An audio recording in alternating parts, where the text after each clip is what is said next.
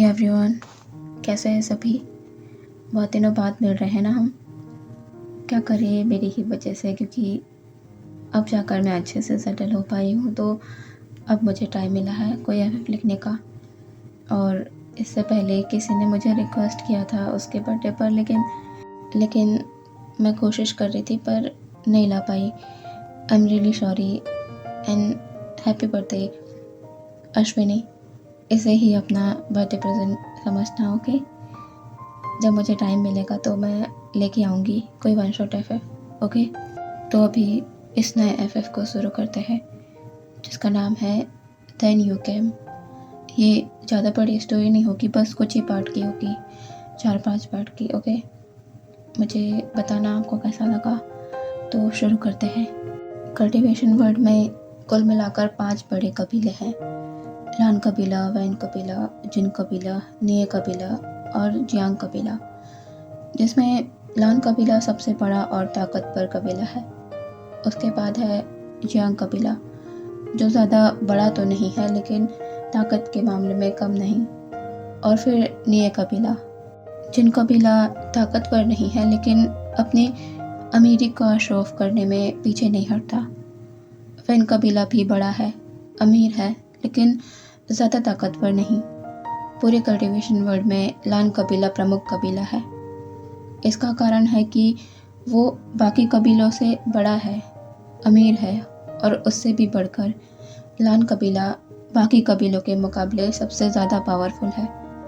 उसका कारण है गोशु के ट्विन जेड्स, जिनका जिक्र किसी ने ना सुना हो, ऐसा तो हो ही नहीं सकता। दोनों के नाम काफ़ी प्रसिद्ध है। उनमें से बड़ा राजकुमार जो एक अल्फ़ा है, जिसका नाम है लान शिचेन, जिसे लोग जेविजुन भी कहते हैं।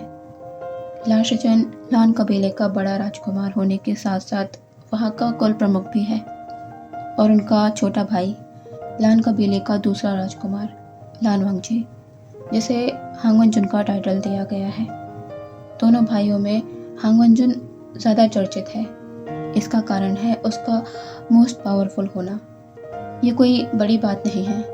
बड़ी बात तो ये है कि वो पावरफुल है, लेकिन एक ओमेगा होकर वो किसी अल्फ़ा से ज़्यादा पावरफुल है। और उसकी उम्र भी ज़्यादा नहीं है, सिर्फ 20 साल, 20 ईयर ओल्ड। एक भाई जो बहुत शांत है, सभी के साथ मिलनसार है, अपने चेहरे पर सॉफ्ट स्माइल रखे रहता है। और लान वंगजी, वो ओमेगा ज़रूर है लेकिन उसका ऑरा अलग ही खतरनाक है। अल्फ़ा तक उसके सामने खड़े होने से घबराते हैं। वो बहुत ही कोल्ड पर्सनालिटी कैरी करता है। किसी भी गलत बात का जवाब देने से पहले वो ये नहीं सोचता कि सामने वाला उससे सीनियर है या फिर जूनियर। उसके लिए जो बात सही है मतलब सही है। वो किसी से नहीं डरता। बातें कम करता है लेकिन काम की करता है। कम ही होगा जो किसी ने उसे नर्म लहजे में किसी से बात करते देखा होगा। उसकी आवाज़ में ही कोल्डनेस है और उसकी तीखी नज़रें, वो तो इंसान को आधा कमज़ोर करने के लिए काफ़ी है। बहुत से लोगों ने लान वंगजी को देखा होगा बैटलफील्ड में, क्योंकि जब भी डीमंस या गोश्त का आक्रमण होता है तो सभी अपने अपने कबीले की सुरक्षा के लिए उनसे युद्ध करने जाते ही हैं। और वहाँ पर लान वंगजी को लगभग सभी लोगों ने देखा ही होगा। और जिस भी अल्फ़ा की नज़र लान वंगजी पर पड़ी, उसके दिमाग में एक बार तो लान वंगजी को अपना बनाने का ख्याल आया ही होगा। उस वक्त उन सभी के दिमाग में लान वंगजी की वो कोल्ड रूट वाली इमेज नहीं होगी।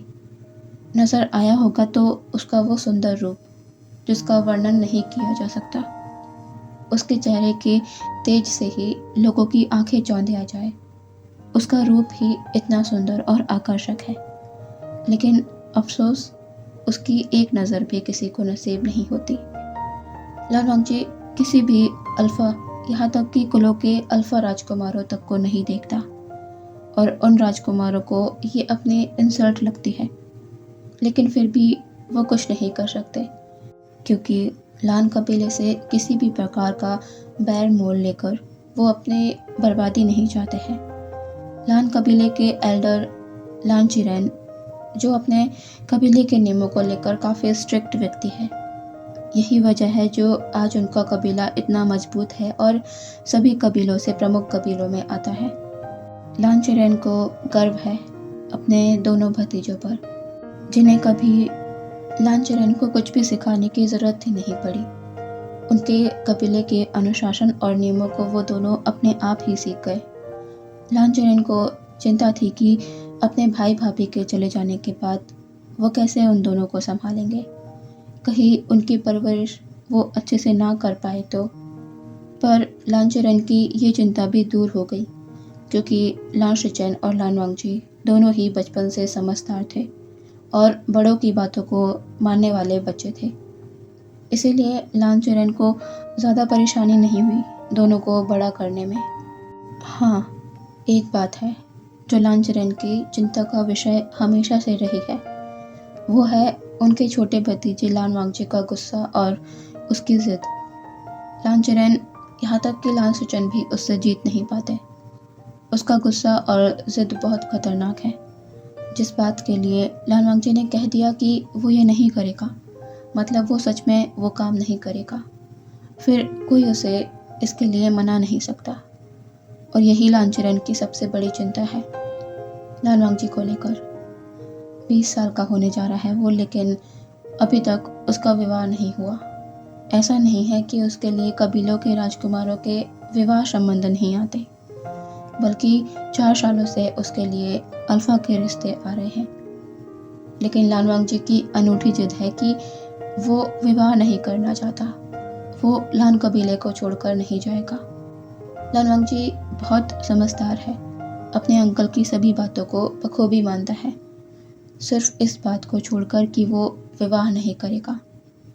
विवाह के संबंध में वो अपने अंकल के मुंह पर ही मना कर देता है। लान शिचेन को इससे ज़्यादा समस्या नहीं है। वो तो खुश होंगे कि उनका भाई, जिसे वो हर खुशी देना चाहते हैं, वो हमेशा उनके पास रहेगा। लेकिन ये एक तरफ से गलत भी है। लांचरेन, उन्हें सब कुछ सोचना पड़ता है। ओमेगा की शादी 16 साल तक की उम्र में कर देनी चाहिए। ये पहले से ही होता आ रहा है। उनके कबीले में भी यही होता है। सिर्फ लान वांगजी ही है जिसका विवाह अभी तक नहीं हुआ है लान कबीले में। लान कुरैन को बहुत से एल्डर्स के सवालों के जवाब देने पड़ते हैं, लेकिन ऐसा कब तक चलेगा। लान वांगजी की ये शादी ना करने की जिद का कोई अर्थ नहीं बनता। उन्हें ही कुछ सख्त कदम उठाने होंगे। वो लान वांगजी की जिद के आगे यूं झुक नहीं सकते। यही सोच लांचरेन कुछ एल्डर के साथ लान शिचेन को अपने पास बुलाते हैं। लान शिचेन, जो अपने अंकल के सामने है, वो अपने अंकल की बात पर चौंक कर कहते हैं, क्या अल्फा का चुनाव? अंकल, आप ये क्या कह रहे हैं? लांचरेन कहते हैं, मैंने बहुत ही सोच समझ कर ये फैसला लिया है। हॉल में मौजूद सारे एल्डर्स कहते हैं, मास्टर लान, आपने बिल्कुल सही किया। हम आपकी बात से सहमत हैं। यही प्रस्ताव सही रहेगा। लांचरेन सभी को बो कर कहते हैं, धन्यवाद। कुछ ही दिनों में इस अल्फा चुनाव का आयोजन होगा। सभी एल्डर्स अपना सर नोट करते हैं और लांचरेन को ग्रीट कर वहाँ से चले जाते हैं। उन सभी के जाने के बाद लान शिचेन अपने आप को नहीं रोक पाते उस प्रश्न को पूछने से जो वो कब से उनके माइंड में चल रहा था। लान शिचेन कहते हैं, अंकल, आपने सोच समझ कर ही ये फैसला लिया है ना? क्योंकि आप ये जानते हैं कि वांगजी कोई आम योद्धा नहीं है। एक ओमेगा होकर भी बड़े बड़े अल्फा राजकुमार उसके आगे टिक नहीं सकते जब बात युद्ध कुशलता की आती है। तो फिर आप कैसे अल्फा चुनाव का आयोजन कर सकते हैं जब सभी कबीलों को इसका आमंत्रण भेजा जाएगा और उन्हें पता लगेगा कि वांगजी से विवाह के लिए उन्हें वांगजी को ही तलवारबाजी में हराना होगा। तो ये जानकर ही कोई कबीला आगे नहीं आएगा। कोई अपने अल्फा राजकुमारों को इस प्रतियोगिता का हिस्सा नहीं बनने देगा, क्योंकि वो जानते हैं कि लान वांगजी को हराना उनके बस की बात नहीं है। ऐसे में अपने राजकुमारों को प्रतियोगिता का हिस्सा बनाकर वो अपना अपमान नहीं कराना चाहेंगे। अंकल, आप समझ रहे हैं मेरी बात को। हम तब भी कुछ नहीं कर पाएंगे। वांगजी का विवाह तब भी नहीं होगा। लांचरेन इस पर एक अलग ही मुस्कान के साथ कहते हैं, सृजन, तुम्हें ऐसा लगता है कि मैंने इस बारे में यूँ अचानक ही घोषणा करने से पहले सोचा नहीं होगा? नहीं, मैंने बहुत ही सोच समझ कर ये फैसला लिया है और मैं ये दावे के साथ कह सकता हूँ कि इस अल्फा चुनाव आयोजन में लान वांगजी का विवाह ज़रूर होगा। लान सृजन कहते हैं, अंकल, आप इतना भरोसे के साथ इस बात को कैसे कह सकते हैं? लान चिरेन कहते हैं, क्योंकि मैंने इस आयोजन में जियांग कबीले को भी आमंत्रित करने का डिसाइड किया है। लान सृजन हैरानी से कहते हैं, जियांग कबीला? लेकिन वो तो कल्टीवेशन वर्ल्ड का हिस्सा नहीं रहा। कई सालों से हमें तो उनके कबीलों की कुछ खबरें भी नहीं रहती। लान कुरैन कहते हैं, हाँ, क्योंकि हमारी तरह बाकी कबीलों ने भी कभी जियांग कबीले से किसी भी प्रकार का संबंध स्थापित करने की कोशिश नहीं की, इसीलिए हमें उनके बारे में ज़्यादा खबरें नहीं हैं। हाँ, भले ही वो कबीला छोटा है, लेकिन सोचने वाली बात तो ये है कि अपने आप में कितना मजबूत होगा वो कबीला, जो कभी उसे किसी भी कबीले के आगे मदद के लिए हाथ फैलाने की ज़रूरत नहीं पड़ी। यहाँ तक कि जहाँ हम सारे कबीले मिलकर डेमन्स और घोस्ट के आक्रमण का सामना करते हैं, वहाँ जियांग कबीला अकेले ही सारी मुसीबतों से निपटता है। ये बताता है कि जियांग कबीला कोई कमज़ोर कबीला नहीं है। जब कबीले पर कोई मुसीबत आती है तो उस मुसीबत का सामना करने की जिम्मेदारी कबीले के कुल प्रमुख या उसके राजकुमार की होती है। अगर मैं जो सोच रहा हूँ वैसा कुछ है तो मेरा फैसला बिल्कुल सही है। इस बार लान वांगजी का विवाह ज़रूर होगा। लान सृजन कहते हैं, अंकल, मैं समझा नहीं, क्या सोच रहे हैं आप? लान चिरेन कहते हैं, अगर जियांग कबीले ने हमारा निमंत्रण स्वीकार कर लिया तो समझ जाना कि जियांग कबीले की वो ताकत जिससे उनका कबीला मजबूती से टिका हुआ है, वो उनके कबीले का राजकुमार है। लान वांगजी के बारे में जियांग कबीले को कोई खबर ना हो, ये मैं मान नहीं सकता।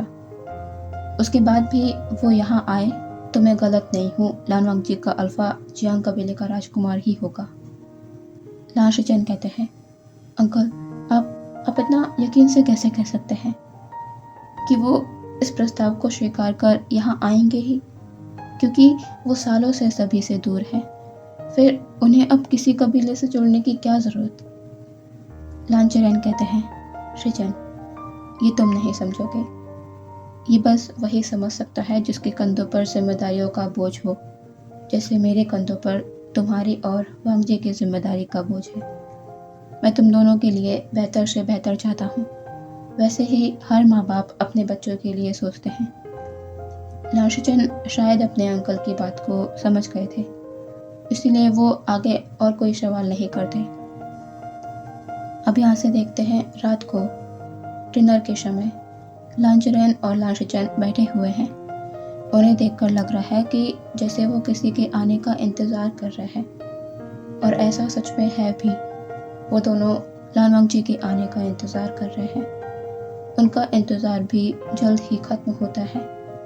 लान वांगजी उस हॉल में एंटर करता है अपने उसी एक्सप्रेशनलेस फेस के साथ। वो अपने अंकल और भाई को ग्रीट कर अपने स्थान पर बैठ जाता है। तीनों शांति से अपना भोजन कर रहे हैं।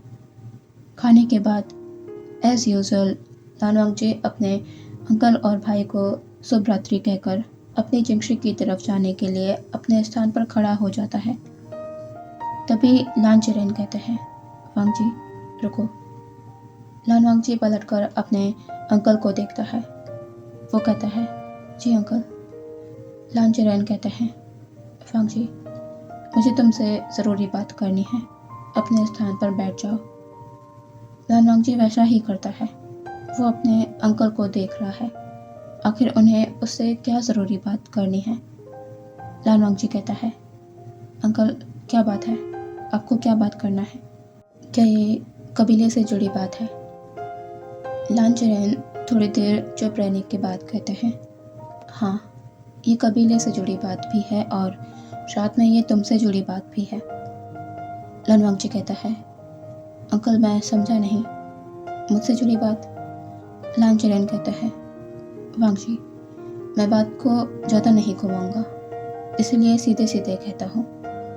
आज से 5 दिन बाद लान कबीले में अल्फा चुनाव का आयोजन किया जाएगा तुम्हारे लिए, जिसमें तुम्हें अपने लिए अल्फा चुनना होगा। लानवांगजी की मुठ्ठियाँ ये सुनकर कस जाती है। उसका चेहरा भी सख्त हो गया था। वो अपने उसी कोल्ड एक्सप्रेशन के साथ कहता है, अंकल, मैंने आपसे पहले भी कहा है कि मैं किसी भी अल्फा से विवाह नहीं करना चाहता। फिर इस अल्फा चुनाव आयोजन का क्या मतलब है? लान चरण कहते हैं, वांगजी, मैं नहीं जानता कि तुम विवाह क्यों नहीं करना चाहते, लेकिन इस बार ना चाहते हुए भी तुम्हें इस आयोजन में शामिल होना होगा। लान वांगजी कहता है, अंकल, मेरा जवाब अभी भी वही है, मैं विवाह नहीं करूँगा। यह कहकर लान वांगजी अपनी जगह से उठ जाता है और जाने के लिए मुड़ जाता है। तभी लान चरण कहते हैं, वांगजी, ठीक है, मैं इसके बाद कभी तुम्हारे विवाह का जिक्र तुमसे नहीं करूँगा, लेकिन उसके लिए तुम्हें इस आयोजन का हिस्सा तो बनना ही होगा।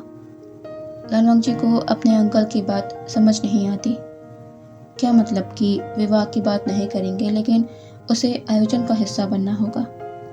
अगर वो आयोजन का हिस्सा बना तो उसे किसी न किसी अल्फा को चुनना होगा। लान वांगजी को समझ नहीं आता।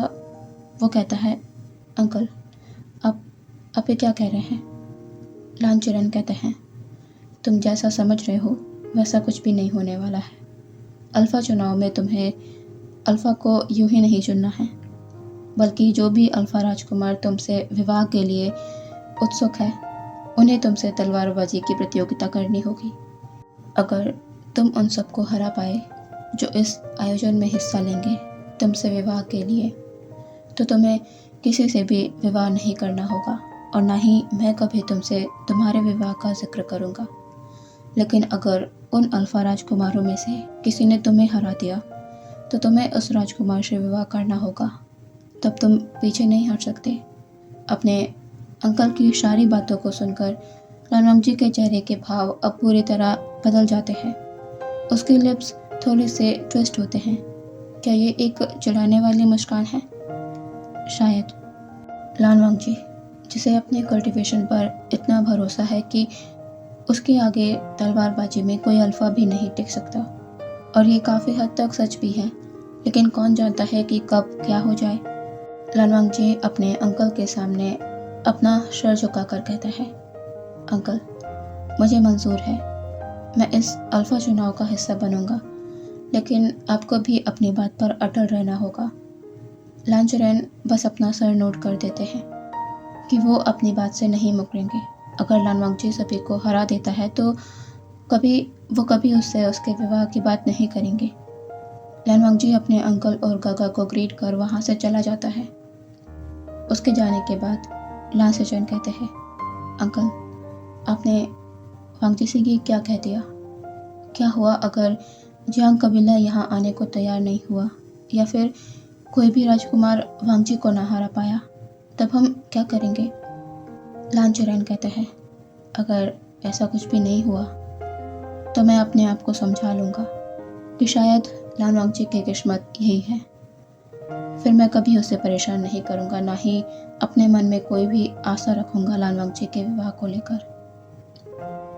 लान सेचन को बुरा लगता है अपने अंकल के लिए, पर वो दोनों ही कुछ नहीं कर सकते, सब कुछ किस्मत के भरोसे छोड़ने के अलावा, क्योंकि सभी जानते हैं लान वांगजी बहुत ही ज़्यादा हठी है। उसने जो कह दिया उससे उसे पीछे हटाना ये कोई नहीं कर सकता। अब यहाँ से देखते हैं दूर जियांग कबीले का सीन। जियांग कबीला कमल के तालाबों से घिरा बहुत ही सुंदर आकर्षक कबीला है। सेंटर में ही बहुत बड़ा महल नज़र आ रहा है, जो जियांग कल प्रमुख का महल है। महल के अंदर एक हॉल का सीन देखते हैं, जहाँ थोड़ा शोर हो रहा है, जैसे किन्हीं दो लोगों के बीच बहस हो रही हो। एक लेडी की आवाज़ सुनाई देती है, आप कैसे आए मौके को अपने हाथ से जाने दे सकते हैं?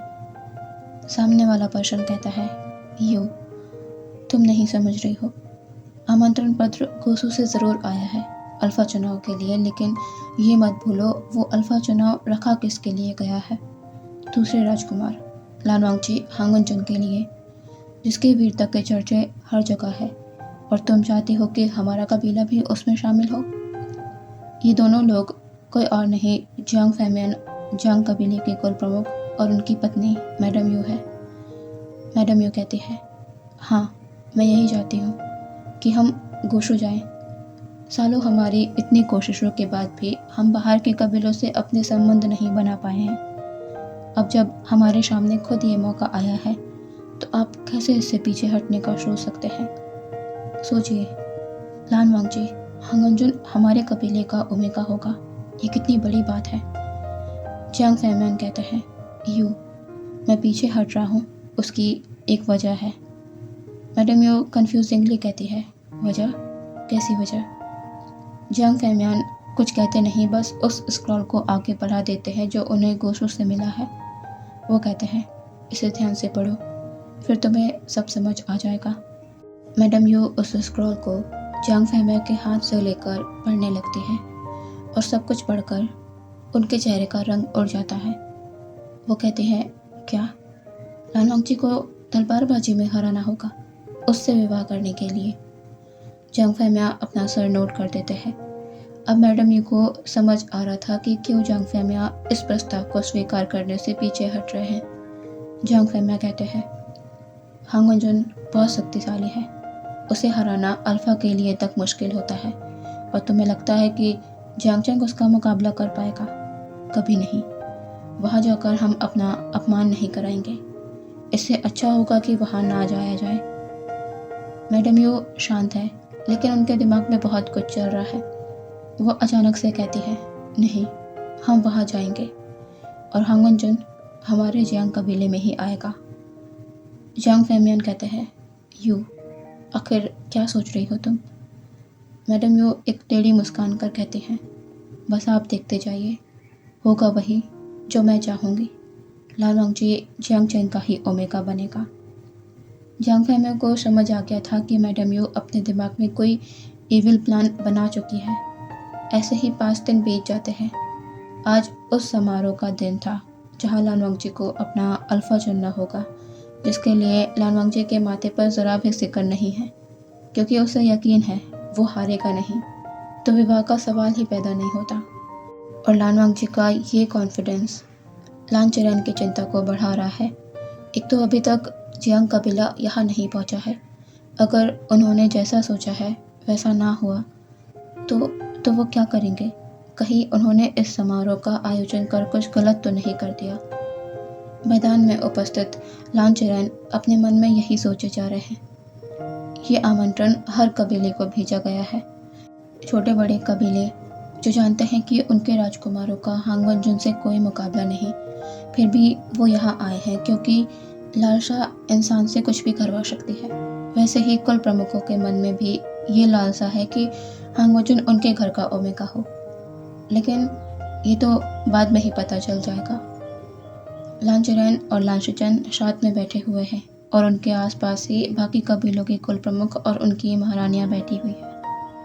लान वांगजी मैदान के बीचों बीच खड़ा है और उससे कुछ दूरी पर सभी कबीलों के राजकुमार, अल्फा राजकुमार खड़े हुए हैं।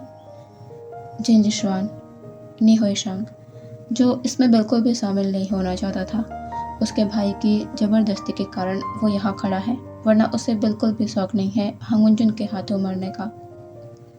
वैन कबीले से 2 राजकुमार हैं, वैनचाओ और वैनशु, जिनकी लस्टफुल निगाहें बहुत पहले से ही लान वांगजी पर थी, लेकिन आज तो उन्हें मौका मिल गया है। वो कैसे पीछे हट सकते थे? मोकलान से मोशियान्यू, ये सभी अल्फा अपने तलवार को मयान से बाहर कर खड़े हुए हैं। प्रतियोगिता शुरू होती है। लान वांगजी अब अपने बिचन को सामने करता है। एक एक करके सभी राजकुमार लान वांगजी से तलवारबाजी के लिए आगे आने लगते हैं। सबसे पहले तो वैनचाओ ही सामने आता है, जो सोच रहा था कि वो लान वांगजी को किसी भी तरह, किसी भी चालाकी के साथ हरा देगा। साथ ही उसे लान वांगजी के करीब आने का भी मौका मिलेगा, जिसका फ़ायदा वो बखूबी उठाएगा। लेकिन उसने शायद लान वांगजी को हल्के में ले लिया था, क्योंकि कभी उसका सामना लान वांगजी से हुआ जो नहीं था। लेकिन अब उसे समझ आ रहा था, जब वो लान वांगजी के आगे 1 मिनट भी नहीं टिक पाया और उसकी तलवार नीचे गिर गई। लालवांगजी की नज़र सामने वाले के हर छोटे छोटे मूव पर होती है। वेंचाओ इस प्रतियोगिता से बाहर हो गया है। वेंशो के साथ भी यही होता है। मोशियान्यू भी ज़्यादा देर लालवांगजी के सामने नहीं टिक पाता। नी हुईशांग तो बिना लड़े ही पीछे हट जाता है। लांचेरन ये सब देख हताश होकर अपना सर शेक कर देते हैं। तभी कोई लान डिसिपल लांचेरन के पास आकर कुछ कहता है, जिसे सुनने के बाद लांचेरन की आंखें चमक उठी थी। वो उस लान डिसिपल से कुछ कहते हैं और वो डिसिपल वहाँ से चला जाता है। लानवांगजी का आखिरी मुकाबला अब जिनजिश्वान से था। जिनजिश्वान बहुत देर तक लानवांगजी से लड़ता है, लेकिन आखिर में उसे भी हार का ही सामना करना पड़ता है। लानवांगजी अब पलटकर सामने देखता है, अपने अंकल की ओर। उसके चेहरे पर ऐसे भाव थे जैसे कि उसने जो सोचा वो कर दिखाया। लेकिन बहुत जल्द ही लानवांगजी के ये भाव बदल जाते हैं जब उसके अंकल से वो ये सुनता है कि एक और कबीला इस प्रतियोगिता का हिस्सा बनेगा, जो बात लानवांगजी को सोच में डाल देती है कि अब और कौन सा कबीला बाकी है। जहाँ तक उसे पता है, कल्टिवेशन वर्ल्ड के सारे कबीले इसमें शामिल हो गए हैं, तो अब और कौन सा कबीला बाकी है जिसकी खबर उसे नहीं। वो भी उसे अपने अंकल से पता चल जाता है। लांचेरन कहते हैं, इस बार जो नया कबीला इस आयोजन में शामिल होने जा रहा है, वो सालों से बाकी कबीलों से दूर रहा, लेकिन इस बार लान कबीले ने उनकी तरफ अपना हाथ बढ़ाया है। ये सुनकर सभी एक दूसरे को देखने लगते हैं। लांचेरन किसकी बात कर रहे हैं? लानवांगजी भी जिज्ञासा भाव से लांचेरन को देख रहा था। लांचेरन कहते हैं, और वो कबीला है यहाँ से दूर स्थित जियांग कबीला, जिसका राजकुमार जियांग चेंग आज की प्रतियोगिता का आखिरी प्रतियोगी है। लांचेरन के कहते ही वहाँ जियांग फैमिया और मैडम यू आ जाते हैं। लांचेरन आदर के साथ उनका स्वागत करते हैं और कहते हैं, कुल प्रमुख जियांग, आपके राजकुमार जियांग चेंग। जियांग फैमियान मैदान के एक और इशारा करते हैं। सबकी नज़र वहाँ जाती है। लानवांगजी को भी लग रहा था कि उससे कुछ दूरी पर कोई खड़ा हुआ है। वो अपना हेड टर्न कर उस इंसान को देखता है।